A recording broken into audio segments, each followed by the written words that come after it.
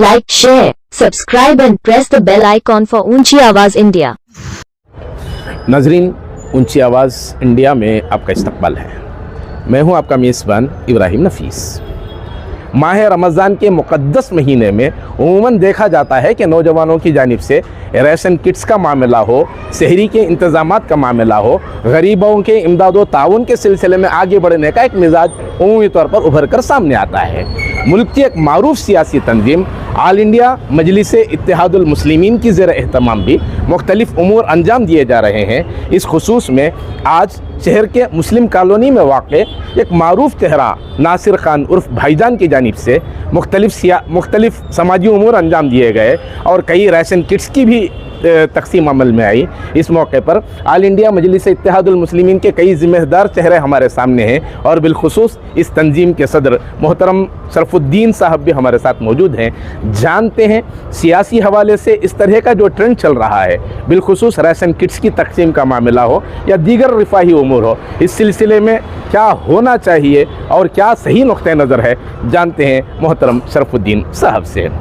सब उमूमी तौर पर देखा जा रहा है कि सियासी हवाले से अगर अपनी पहचान बनाना हो तो ऐसे जो रिफाही उमूर होते हैं, सोशल एक्टिविटीज़ होते हैं, उसे एक सीढ़ी बनाकर आगे बढ़ने की कोशिश होती है। क्या होना चाहिए और क्या सही ट्रेंड है उस सिलसिले में? बिस्मिल्लाहिर्रहमानिर्रहीम, अस्सलामु अलैकुम वरहमतुल्लाहि वबरकातुहू। अल्हम्दुलिल्लाह, आल इंडिया मजलिस इत्तेहादुल मुस्लिमीन अली जनाब बारिश रसूलुद्दीन ओवैसी साहब की हिदायत पर यहाँ पूरे GBA बेंगलोर के अंदर जो है हर जगह जो है वार्ड ऑफिसर्स की ओपनिंग सेरेमनी हो रही है अल्हम्दुलिल्लाह। और इसी तरीके से आज पुलकेशी नगर के अंदर खुशहाल नगर वार्ड में आज हमारे नासिर भाईजान की वार्ड में जो है राशन किट्स का जो है ईद पर उनकी जो है ईद तकसीम की गई अल्हम्दुलिल्लाह। तो ये जो है सिर्फ ये एक अलग चीज़ है, जैसे हर पॉलिटिशियंस हर पार्टी जिस तरीके से कर रही है, ईद पर आकर टोपी पिनाती है। वो क्या करती है, ईद पर आकर के हमारे मुसलमानों को टोपी पिनाकर राशन किट बांट के फिर दोबारा फिर दूसरे ही साल जो है वो मुलाकात करते हैं।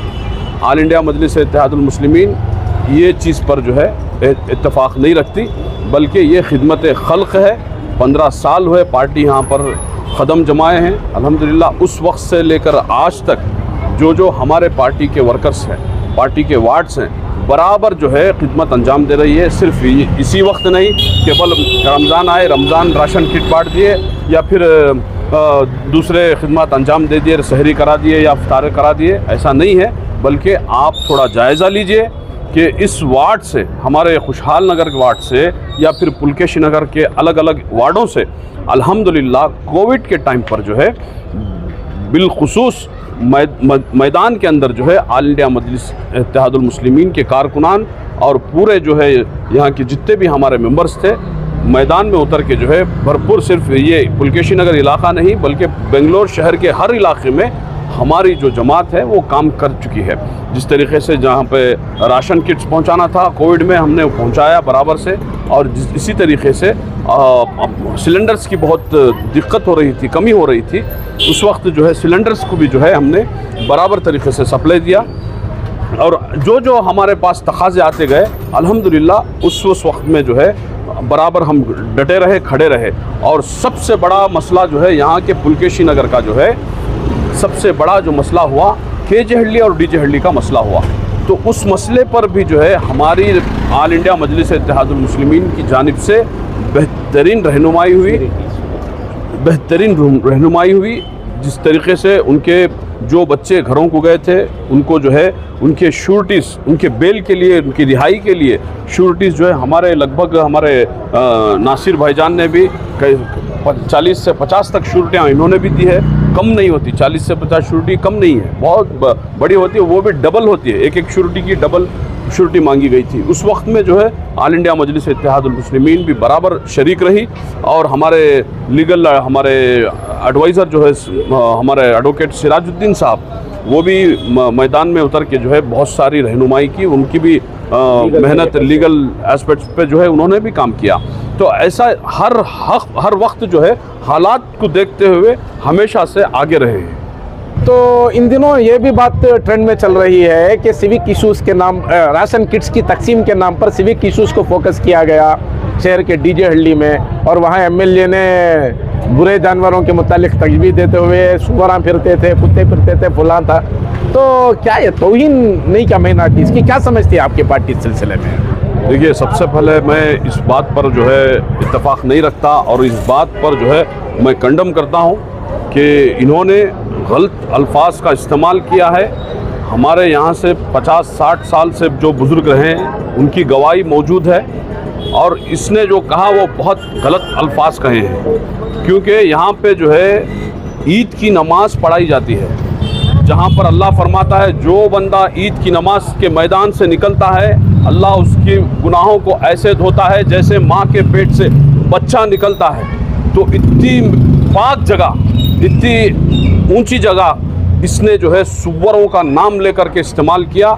इसको चाहिए, अगर ये माफ़ी नहीं मांगा तो इसके ऊपर जो है इंशाअल्लाह कार्रवाई भी ऑल इंडिया मजलिस इत्तेहादुल मुस्लिमीन करेगी, कानूनी कार्रवाई होगी इंशाअल्लाह। और जिस तरीके से दूसरे एमएलए को घर में बिठाए हैं, इसको भी आने वाले दिनों में हमारी जो है यहाँ की जो पुलकेशी नगर की आवाम है वो फैसला लेगी और इसको भी जो है घर भेज देंगे। और इसी तरीके से जिस तरह हमें यहाँ पर माइनॉरिटीज़ को वोट बैंक बना करके इस्तेमाल किया, मैं हमेशा से एक बात लड़ते आ रहे हैं, कहते आ रहे हैं हुकूमत से कि यहाँ पर जो है 80% माइनॉरिटी रहता है, तो माइनॉरिटी को यहाँ की एमएलए टिकट मिलना चाहिए। क्यों भाई 80 रिजर्वेशन दे रहे हैं?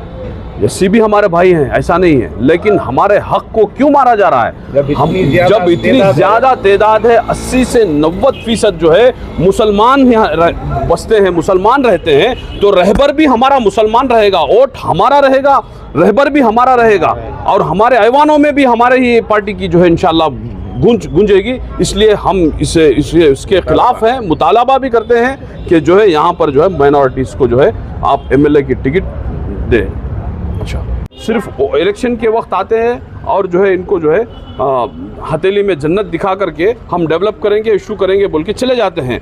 ऐसा नहीं है। इस बार जो है हर चीज़ का जो है हल इंशाअल्लाह ऑल इंडिया मजलिस इत्तेहादुल मुस्लिमीन करेगी। और नासिर भाईजान के वार्ड से आप जो कोई भी इस वार्ड का SIR आने आ गया है, SIR का जो भी डॉक्यूमेंटेशन करेक्शन है वो आकर जो है इस कैंप में, आप नासिर भाईजान के कैंप में आकर के आपके डॉक्यूमेंटेशन सबसे पहले करेक्शन कीजिए।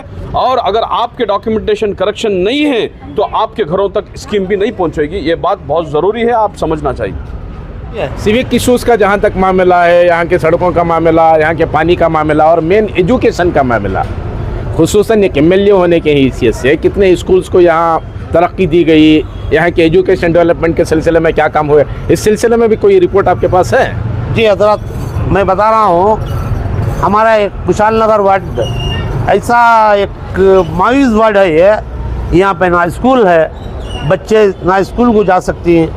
है तो है स्कूल, एक स्कूल उर्दू स्कूल थी, 50-60 साल से स्कूल है वो स्कूल भी गिर गई। अब बच्चे आपको मस्जिद में पढ़ रही, मस्जिद वाले सहारा दो कोई पढ़ने के वास्ते बच्चों को। मुस्लिम कॉलोनी में मस्जिद में बच्चे स्कूल पढ़ रही, नीचे नमाज पढ़ती, ऊपर बच्चे स्कूल पढ़ रही। MLA साहब को हमें कहते हैं, MLA श्रीनिवास मूर्ति को भी बोले, ये श्रीनिवास को भी बोले हमें, लेकिन इन लोगों का काम करने के लायक के नहीं है। और दूसरी बात, एक स्कूल का हुआ ना, बच्चों को खेलने का वास्ते ग्राउंड नहीं है यहाँ। बच्चे कहाँ खेलेंगे यहाँ बोलो? आइए बच्चों को पूछो कहाँ खेलती है? कोई बड़ी हॉस्पिटल नहीं है। हॉस्पिटल तुम्हें एक दवाखाना नहीं है यहाँ, वो थी हॉस्पिटल एक ग्राउंड में, वो भी फोड़ दिए। हेल्थ सेंटर था एक छोटा मोटा, वो भी श्रीनिवास मूर्ति के ग्राउंड में, वो भी फोड़ को, वो भी सर्वनाश को सत्यानाश करवा है।